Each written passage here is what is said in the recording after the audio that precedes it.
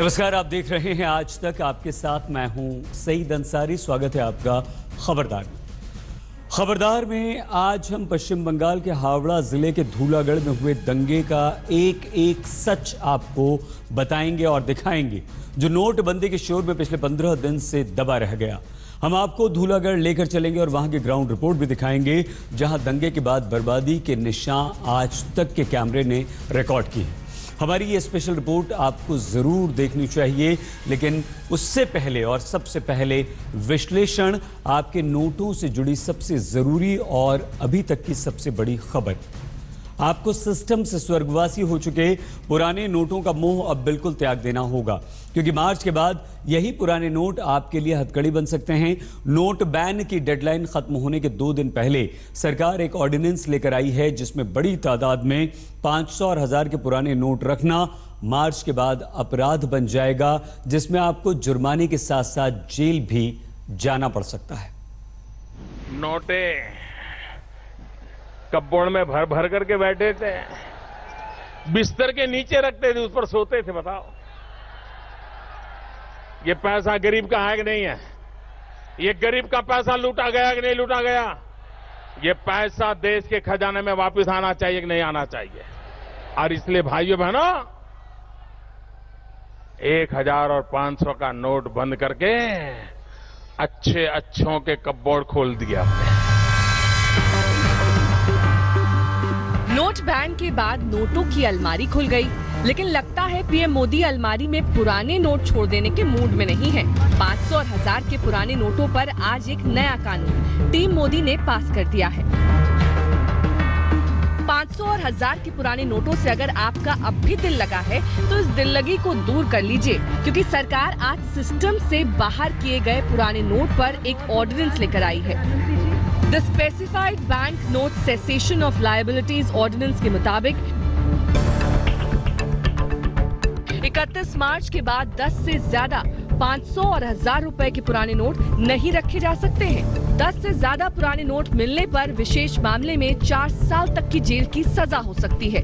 10 से ज्यादा पुराने 500 और 1000 के नोट रखने पर कम से कम 10,000 रुपए का फाइन लग सकता है, या फिर 10 से ज्यादा 500 या 1000 के नोट का जितना कैश पाया जाएगा, उसका 5 गुना फाइन लगाया जाएगा। ये ऑर्डिनेंस नोट बैन की 30 दिसंबर की डेडलाइन के 2 दिन पहले आया है, और ये इसलिए किया गया है ताकि पुराने नोटों की कानूनी वैधता को खत्म किया जाए, क्योंकि सभी नोटों पर रिजर्व बैंक उस नोट के मूल्य के बराबर रकम अदा करने का वचन देता है। नोटों की वैधता को कानून बनाकर ही रिजर्व बैंक की देनदारी के वचन को खत्म किया जा सकता है। नोटों की वैधता तभी खत्म होगी जब हर व्यक्ति को नोट बदलने का पर्याप्त समय मिलेगा, और इसके साथ ही कानूनी तरीका अपनाकर नोटों को प्रचलन से बाहर किया जाएगा। अभी 31 मार्च तक रिजर्व बैंक में जाकर पुराने 500 और 1000 के नोट जमा किए जा सकते हैं।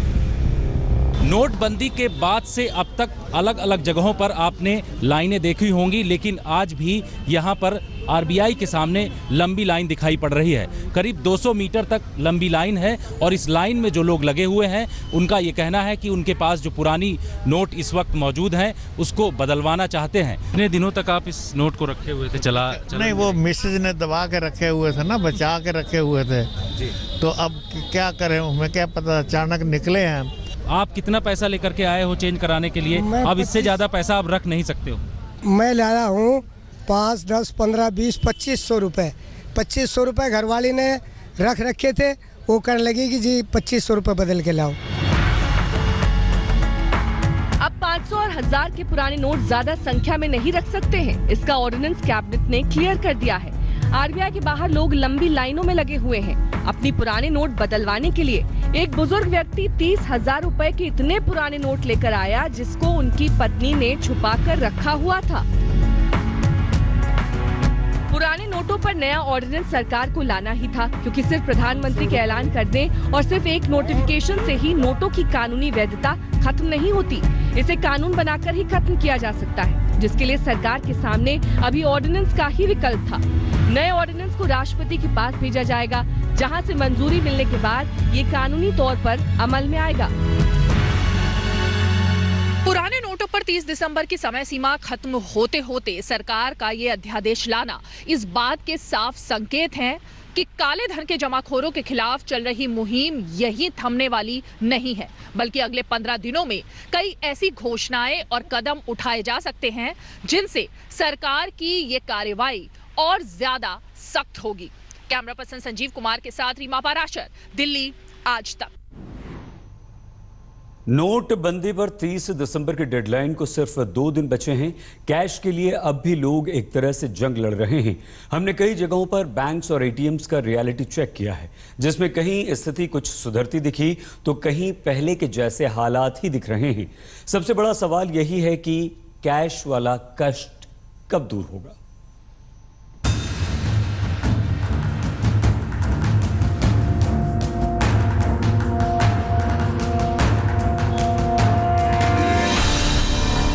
लाइन कम हुई, लेकिन क्या कैश ना मिलने का कष्ट कम हुआ?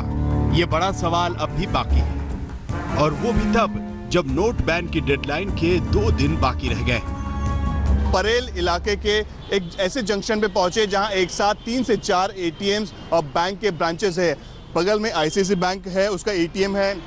एटीएम में आप लाइन देख सकते हैं, क्योंकि लाइन इसलिए भी लगी है क्योंकि यहाँ 500 रुपए के नोट मिल रहे हैं और पूरे 2500 रुपए की जो लिमिट है वो पूरी मिल रही है। बगल में ब्रांच है आईसीआईसीआई बैंक का, वहाँ लोगों की भीड़ लगी हुई है। ये वो लोग हैं जो यहाँ अपने पुराने नोट्स अंदर देने आए हैं या फिर हम कन्वर्ट करने आए हैं। या कुछ लोगों से बात कर सकते हैं। आप पुराने नोट चेंज करने आए हैं, नए नोट चेंज करने आए हैं? नहीं, अभी पुराने नोट ही चेंज करने आए हैं। एटीएम से एक दिन में 2500 रुपए निकालने की लिमिट है, लेकिन कहीं 2000 रुपए तो कहीं 500 रुपए से ही काम चल रहा है। लंबी लाइनें अब नहीं है, लेकिन कैश भी तो नहीं है। आज 50 दिन जैसे पूरे होने लगे हैं, क्या लोगों में वही गुस्सा अभी भी बरकरार है या उनकी परेशानियों में कोई फर्क आया है, जानने की कोशिश करते? कोई परेशानी नहीं हो रही है, अब आसानी से हर काम हो रहा है, कैश भी आराम से मिल रहा है। नॉर्मल हो गई, मगर कैश की लिमिट है, इसको बढ़ाना चाहिए। बैंकों के हाल अब भी ये हैं कि 24,000 की लिमिट में 10,000 रुपए भी मिल जाए तो बड़ी गनीमत है। नोटबंदी का आज 50वां दिन है। कनॉट प्लेस में हम मौजूद हैं। आईसीआईसीआई बैंक के बाहर तमाम ग्राहक पहुंच रहे हैं अब कैश लेने के लिए, लेकिन जानने की कोशिश करेंगे कि जब ये नोटबंदी खत्म हो जाएगी तो आखिर उसके बाद लोगों को सरकार से क्या उम्मीदें हैं। हमारे संवाददाता पंकज जैन ने कतार में खड़े लोगों से बातचीत की। मैं सर तीसरा दिन है आज, अब देखता हूँ आज शायद मिल जाए कैश। दो छुट्टियाँ मेरी वेस्ट हुई हैं, ठीक है, मेरे को कैश नहीं मिला। हमें प्रॉब्लम हो रही है, तो हम क्या उम्मीद बनाएं? हमें लगता है कि अभी ऐसे ही चलेगा ये। इन मुश्किलों के बीच कई जगहों पर स्थिति सुधरती भी दिख रही है। नोटबंदी का आज 50वां दिन है। क्या हालात बदले हैं ये चेक करने के लिए हम आए हैं पंजाब नेशनल बैंक के बाहर अशोक रोड पर। हालांकि आप लाइनें देख सकते हैं, बहुत कम है। एक एटीएम नहीं चल रहा है, दूसरे एटीएम जो है उसमें लाइनें आप लगा सकते हैं। तकरीबन 20 लोग मौजूद होंगे। इससे पहले जब हम यहाँ आए थे शुरुआती दिनों में, यानी कि 1-2 दिन बाद ही, उसके बाद लगातार हम यहाँ आए तो लाइन जो थी वो तकरीबन 200 लोग खड़े रहते थे, लेकिन आज हालात वैसे नहीं है। पहले से काफी फर्क है। काफी फर्क है। आप बताइए मैडम, फर्क है पहले से? हाँ, पहले से तो काफी फर्क। इस वक्त ये आप देख सकते हैं HDFC बैंक का एटीएम है। साउथ एक्सटेंशन पार्ट 2 की शाखा का ये एटीएम है, लेकिन इस एटीएम में फिलहाल कैश नहीं है। 500 के नए नोटों के आने के साथ साथ हालात जरूर सुधरे हैं, लेकिन दिक्कतें अब भी कम नहीं हुई हैं। ऐसे में ये सोचना भी मुश्किल हो रहा है कि क्या 30 दिसंबर के बाद सब कुछ ठीक हो जाएगा। सिस्टम के लिए ये मिशन इम्पॉसिबल सा चैलेंज दिख रहा है। आज तक ब्यूरो। खबरदार में अब बात आज की 2 बड़ी राजनीतिक खबरों की। नोटबंदी पर कांग्रेस के उपाध्यक्ष राहुल गांधी अपनी राजनीति में एक कदम आगे बढ़े हैं, जिसमें आज राहुल अपनी डिमांड लिस्ट लेकर आ गए। तो लखनऊ की राजनीति में अखिलेश यादव एक कदम पीछे हो गए, जहां मुलायम सिंह यादव ने अखिलेश की डिमांड लिस्ट को एक किनारे रखकर कैंडिडेट्स की उस लिस्ट का ऐलान कर दिया जिसमें शिवपाल सिंह के मन की बात लिखी हुई थी। गठबंधन की जो बात चल रही थी वो पूरी तरह से खत्म हो गई है। समाजवादी पार्टी कोई अलायंस नहीं करेगी, ये ऑफिशियल हो गया। हाँ, ये तो पहले नहीं कही। समाजवादी पार्टी का किसी से गठबंधन नहीं होगा। लखनऊ में नेताजी ने तो ये कह दिया कि यूपी में अकेले ही चुनावी अखाड़े में उतरेंगे, लेकिन 78 सीटों पर सस्पेंस रखकर वो किसे राजनीतिक चांस दे रहे हैं, ये राहुल गांधी ज्यादा समझते होंगे। अभी तो लखनऊ से दूर दिल्ली में राहुल गांधी नोटबंदी वाली राजनीति में बिजी है। 8 नवंबर के बाद कितना काला धन निकला है, देश को कितना इकोनॉमिक लॉस हुआ है, कितने लोगों ने डिमोनेटाइजेशन के कारण अपनी जान खोई, ये डिसीजन जब प्रधानमंत्री ने लिया उन्होंने किससे पूछ कर लिया? 8 नवंबर से 2 महीने पहले किन किन लोगों ने 25 लाख रुपए से ज्यादा बैंक में डिपॉजिट किया है? नोटबंदी को बेकार बता चुके राहुल गांधी आज अचानक नोटबंदी पर अपनी डिमांड लिस्ट लेकर आ गए। कहा कि मनरेगा में मजदूरी और काम के दिनों को बढ़ाया जाए, रबी फसल की एमएसपी को 20% बढ़ाया जाए, बीपीएल परिवार की महिलाओं के खाते में 25,000 रुपए जमा, छोटे कारोबारियों को टैक्स में 50% की छूट दी जाए। हमारे दर्द साझे हैं। राहुल गांधी ने नोटबंदी पर पीएम पर सवालों की लिस्ट भी दागी।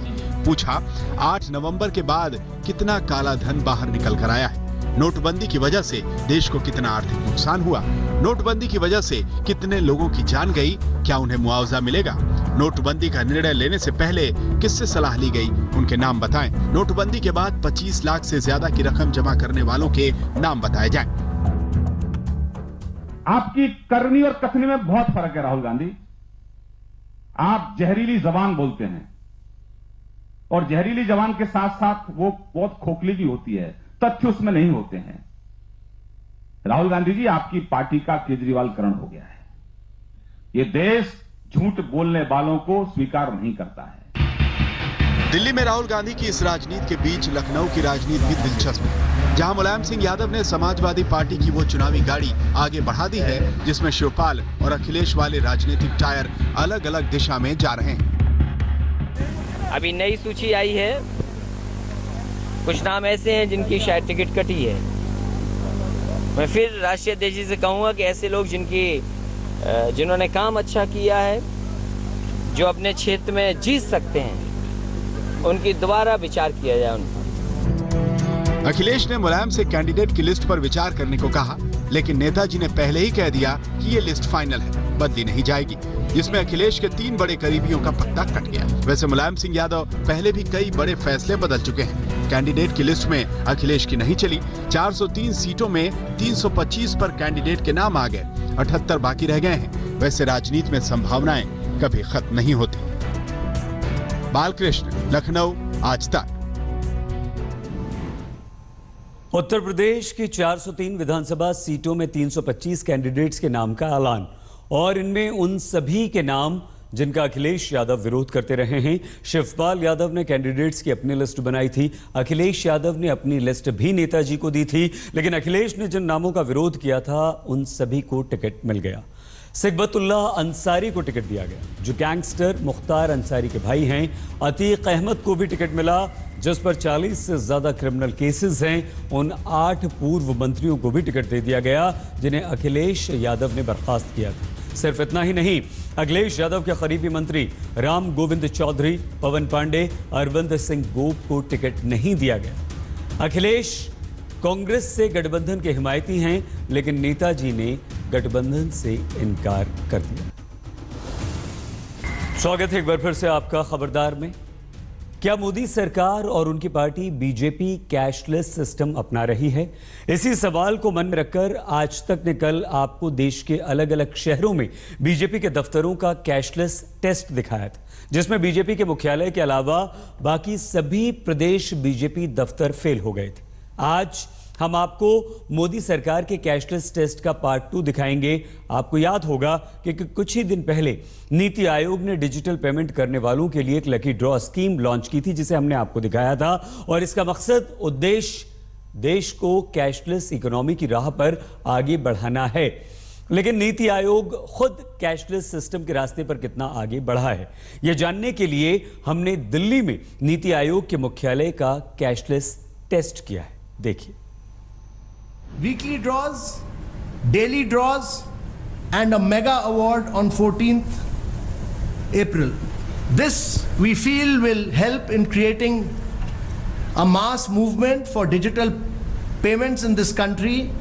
Less cash economy. 15 दिसंबर को कैशलेस इकोनॉमी का लक्ष्य हासिल करने के लिए नीति आयोग के CEO Amitabh Kant lucky draw योजनाओं का ऐलान करते हुए। हमारा देश ये जो पुरानी कैश की आदतें थी इसको छोड़ के एक आधुनिक युग में जाए, तो इसलिए डिजिटल पेमेंट्स का बहुत मेजर रोल रहेगा। अगर आप सोच रहे हैं कि नीति आयोग का दफ्तर तो अब कैशलेस हो ही चुका होगा, तो जरा ठहरिए। कैशलेस होने की नसीहत देना एक बात है और कैशलेस होना बिल्कुल दूसरी। हम आप पहुंचे हैं नीति आयोग की सरकारी कैंटीन में ये देखने के लिए कि नीति आयोग जो लोगों को प्रोत्साहन देता है पेमेंट डिजिटल करने के लिए, उसके लिए इनामी राशि रखी गई है। 11 तरीके से उनको प्रोत्साहन दिया जाएगा। हम नीति आयोग की इस कैंटीन में पहुंचे ये देखने के लिए कि कैशलेस हुई है कि नहीं हुई है। यहाँ के मैनेजर कौन है? हरिराम जी, आपसे बात करना चाहते हैं। ये कैंटीन क्या कैशलेस है? नोटबंदी के बाद सरकार का दावा था और खास तौर से नीति आयोग जो ये योजनाएं बना रहा है कि कैशलेस होनी चाहिए, 11 तरीके से प्रोत्साहन दिया जाएगा, तो क्या कैशलेस हो गई ये कैंटीन? अभी कैशलेस नहीं है, कैशलेस कल होने की संभावना है, कल हो जाएगी। जहाँ तो क्यों नहीं हुई कैशलेस? क्या वजह क्या? जबकि नीति आयोग तो सारा चीजें देख रहा है इस पूरे डिजिटलकरण को लेकर के, तो नीति आयोग की कैंटीन ही कैशलेस नहीं है। जितने भी यहाँ आधा काम होता है ऑफिशियल होता है, बाई चेक पेमेंट हमारे बैंक में जाती है। जो यहाँ के लो ग्रेड की कैंटीन है, 4th क्लास वालों की है, जो थोड़े पैसे या 2 रुपए की चाय नमकीन लेके वो लेते हैं, तो उनके लिए भी कल से कैशलेस की सुविधा हो जाएगी। जो 2 रुपए की चाय लेगा या लेगा वो भी कैशलेस में करेगा पेमेंट? अगर ये नीति चली आ रही है तो उसको ये भी करना पड़ेगा। अभी कैशलेस नहीं है? अभी कैशलेस नहीं। देख सकते हैं कि नीति आयोग की कैंटीन भी कैशलेस। यहाँ पे कुछ लोग बैठे हुए हैं जो हम कोशिश करते हैं लेने के लिए। हमको चाय चाहिए, तो चाय क्या हम कार्ड से पेमेंट करना चाहते हैं? कार्ड से नहीं हो सके, अभी तो कैश पेमेंट है यहाँ पे। कैशलेस अभी शुरू नहीं किया? नहीं। कोई आदमी यहाँ पे कैशलेस के लिए नहीं आता है क्या? नहीं सर। आपके पास व्यवस्था भी नहीं है अभी? नहीं सर। कोई पेटीएम कार्ड ये सब कोई मशीन स्वाइप वगैरह कुछ ऐसी कोई व्यवस्था नहीं है, लेकिन हो जाएगी। हो जाएगी। तो आप लोगों ने कैसे चाय ली है? एक्चुअली सर यहाँ पे चाय 2 रुपये की से उससे अच्छी चाय मिल जाती है, तो उसमें अभी कैशलेस की भी कोई बात भी चली नहीं है। हम लोग कैश पेमेंट करके पी रहे हैं। नहीं, कैशलेस की बात हो रही है ना, सरकार कह रही है कि काले धन और भ्रष्टाचार को रोकने के लिए कैशलेस होना जरूरी है। तो आप तो पैसे दे के चाय खरीदिए और ये नीति आयोग की कैंटीन है। हाँ, ये इम्प्लीमेंट होगा, तत्काल होगा। आप लोग तैयार हैं कैशलेस के लिए? नहीं, वो करेगा तो हम लोग के लिए सुविधा भी होगा। बार बार सरकारी दावे कर रही है कि हम लोग डिजिटल की तरफ बढ़ेंगे, और नीति आयोग की कैंटीन का ये हाल है कि यहाँ पे अभी कैशलेस बिल्कुल नहीं हुआ है। कोई स्वाइप मशीन, कोई पेटीएम, कोई कार्ड इस्तेमाल करने का अभी डिजिटल पेमेंट की व्यवस्था नहीं की गई है। कैशलेस टेस्ट में नीति आयोग की सरकारी कैंटीन फेल हो गई, लेकिन नीति आयोग में एक प्राइवेट कैंटीन भी है। हमने सोचा प्राइवेट कैंटीन तो कैशलेस होने में आगे होगी। हम वहां पहुंचे तो कैशलेस का सवाल कैंटीन दिल में इतनी बुरी तरह चुभ गया कि वो हम पर ही भड़क गया। नीति आयोग की ये कैंटीन है जो कि प्राइवेट कैंटीन है, 4थे फ्लोर पर चलती है। इस कैंटीन को क्या कैशलेस किया गया है कि नहीं, यहाँ पर जो मौजूद हैं इनसे जानने की कोशिश करते हैं। ये बताइए कि कैशलेस की बात लगातार चल रही है, नीति आयोग की कैंटीन अभी कैशलेस, आप लोग क्या तरीका इस्तेमाल कर रहे हैं? अभी कितनी बार रिपीट करेंगे आप? एक वर्ड कितनी बार रिपीट करेंगे? जी, आप कैसे मतलब कर रहे हैं? कितनी बार रिपीट करेंगे आप कैसे इसका इस्तेमाल? आप कितनी बार रिपीट करेंगे? हमने तो पहले आपसे बातचीत किया, एक बार नहीं 3 बार पूछ लिया। जी जी, बताया है ना आपको कैसे हो रहा है? अभी कैश हो रहा है। कैसे हो रहा है? जैसे आगे ऑर्डर होगा उसके अकॉर्डिंग होगा। मशीन का इस्तेमाल अभी नहीं? अभी मशीन का इस्तेमाल नहीं। तो क्या आपने ऑर्डर बाकी हाँ, ऑर्डर मिला है कि मशीन अपना अरेंज करो और कार्ड से पेमेंट होगी, टोटल कैश कोई पेमेंट नहीं होगी। जो तरीके हैं 5 तरीके, उनका कोई अभी जानकारी नहीं। तो यहाँ कैंटीन में जो लोग मौजूद हैं उनका ये कहना है कि कैशलेस जो तरीका है उसका इस्तेमाल अभी नहीं किया जा रहा है। हालांकि जब मैंने इनसे सवाल किया तो ये काफ़ी इस बात को लेकर के नाराज़ भी हो गए कि कितनी बार सवाल पूछोगे। लेकिन स्थिति स्पष्ट है कि जिस नीति आयोग की तरफ से ये लगातार प्रचार प्रसार किया जा रहा है कि सरकार कैशलेस की ओर बढ़ रही है और इसको लेकर के बड़े कदम उठाए जा रहे हैं, ऐसे में नीति आयोग की कैंटीन ही अभी कैशलेस नहीं हुई है। इस तरह नीति आयोग की सरकारी और प्राइवेट दोनों कैंटीनें कैशलेस टेस्ट में फेल हो गईं। अब और क्या कहें, नीति आयोग की कैंटीनें अभी तक कैशलेस नहीं हुई हैं, तो क्या इसके पीछे भी कोई नीति है या शायद अनीति? जितेंद्र बहादुर सिंह के साथ अशोक सिंघल, दिल्ली, आज तक।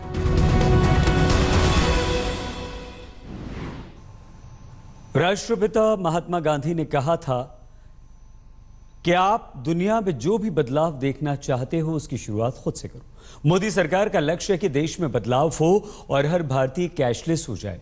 अब अगर महात्मा गांधी के विचार को इस संदर्भ में देखा जाए तो सबसे पहले मोदी सरकार और सरकारी विभागों को कैशलेस होने की दिशा में तेजी से कदम उठाने चाहिए।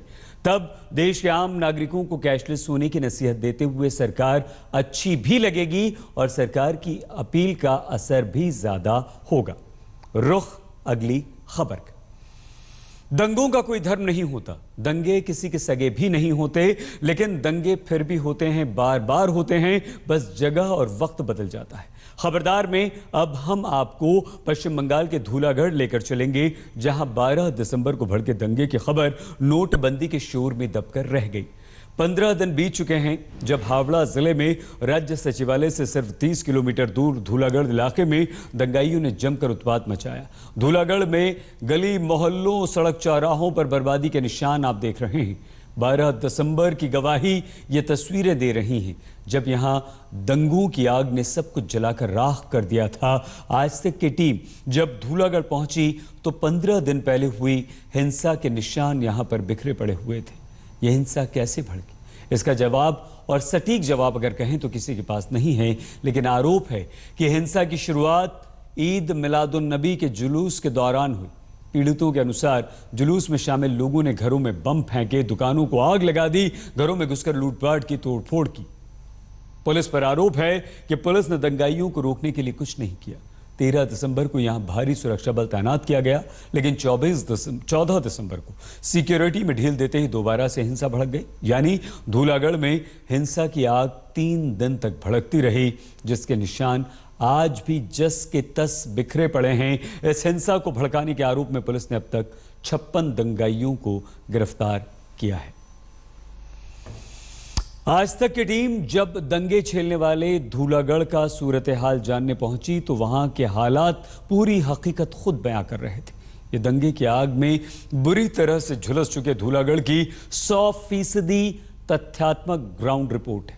हमारा निवेदन है कि आप इस रिपोर्ट को धर्म का चश्मा लगाकर बिल्कुल ना देखें।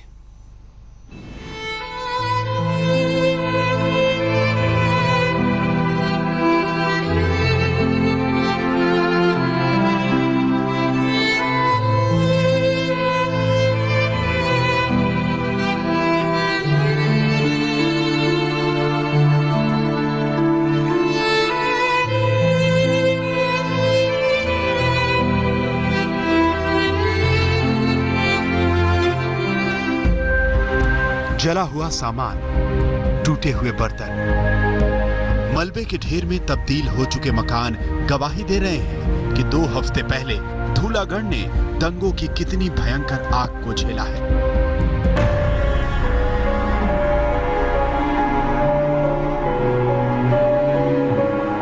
সেটাই তো আমরা অবাক হয়ে গেলাম, অথচ পুলিশের সামনে তারা ওরা দাদাগিরি দেখে।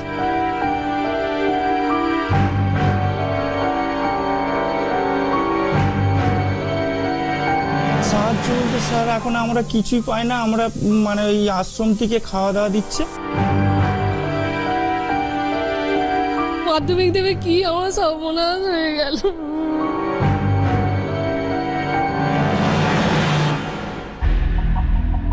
आज तक की टीम जब धूलागढ़ पहुंची तो हर तरफ तबाही का मंजर था।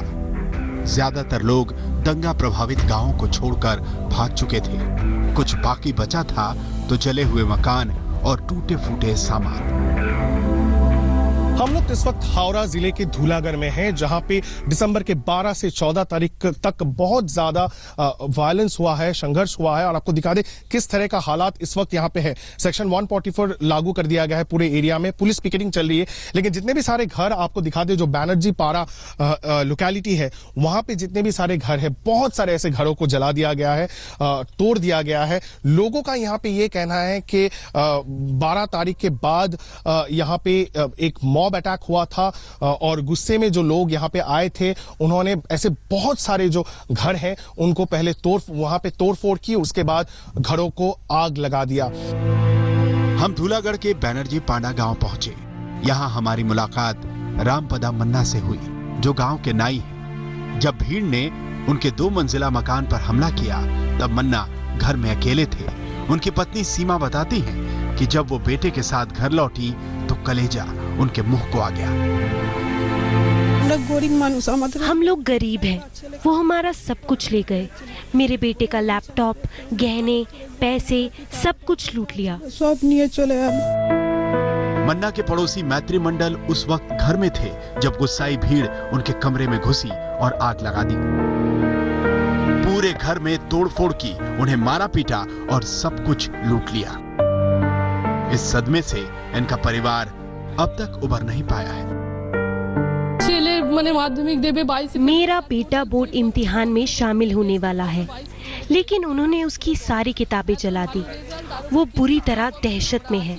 उन्होंने 5 घंटे लूटपाट की, तबाही मचाई, लेकिन पुलिस तब पहुंची जब सब कुछ लुट चुका था। हमारा हाल जानने ना तो कोई मंत्री आया, ना ही कोई अधिकारी। 32 साल की शुभ्रा दंगाइयों से अपनी जान बचाने के लिए घर से भाग गई। भीड़ ने उनके घर के एक हिस्से को आग लगा दी। अब शुभ्रा ने एक मंदिर में आसरा लिया हुआ है। उन्हें अपने घर लौटने में अब भी डर लग रहा है। दलबल में सब लोग जुने से सेकंड वो लोग भारी तादाद में थे, लगातार बम फोड़ रहे थे, बेहद तेज आवाज में धमाके हो रहे थे। वो लोग अपने साथ पेट्रोल, केरोसिन के ड्रम लेके आए थे। पूरी तैयारी के साथ उन्होंने लूटपाट की। ढेले जेमन की जाट गुलो फेले गए तो हमारे कारखाना। धूलागढ़ के लोगों को दंगों ने इतने असहनीय दर्द दिए हैं। इस दर्द पर मरहम लगाने के लिए राज्य सरकार ने दंगा पीड़ितों को 35,000 रुपए का मुआवजा भी बांटा, लेकिन लोग कहते हैं इतने से क्या होगा।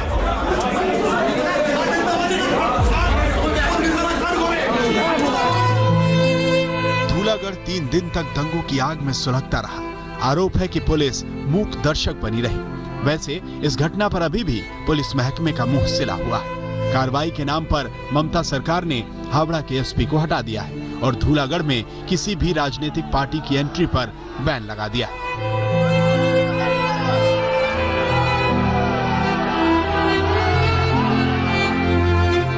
लेकिन इन सब के बीच धूलागढ़ के दंगा पीड़ित लोग अभी भी अपने घरों में लौटने से डर रहे हैं। पुलिस पर से उनका भरोसा उठ चुका है। उन्हें डर है कि अगर दोबारा दंगा भड़क गया तो उन्हें कौन बचाएगा।